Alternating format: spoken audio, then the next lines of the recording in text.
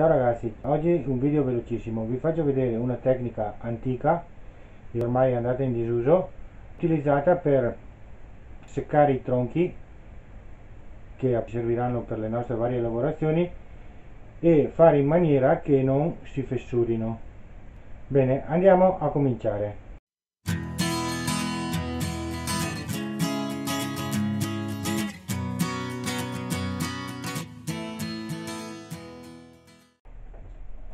Per questa lavorazione usiamo la nostra bella pistolina a caldo della Parkside e cera naturale.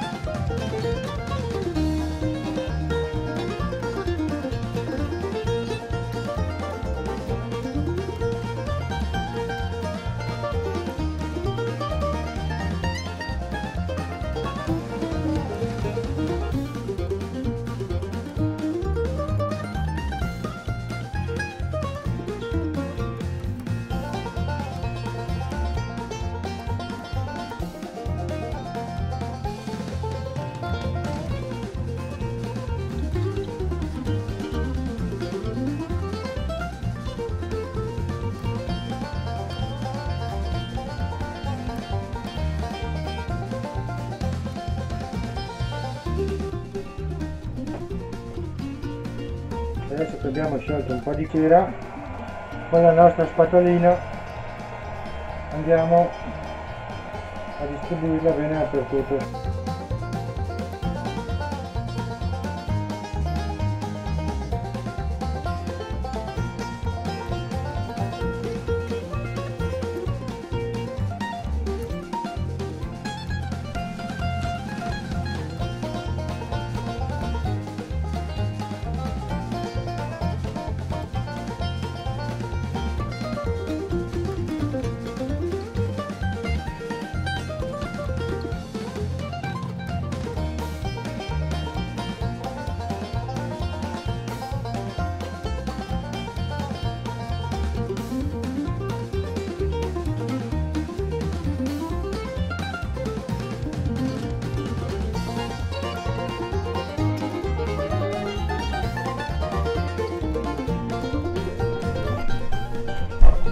Ecco il risultato, coperto così con la cera dovrebbe seccare piano piano e quindi dovrebbe evitare di fare quelle fessure di testa che sono bruttissime e dopo ci fanno scortare un bel pezzo del nostro legno.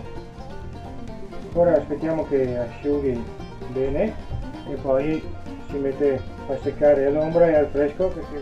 Se il video ti è piaciuto e l'hai trovato interessante, un bel pollicione in su è sempre ben accetto.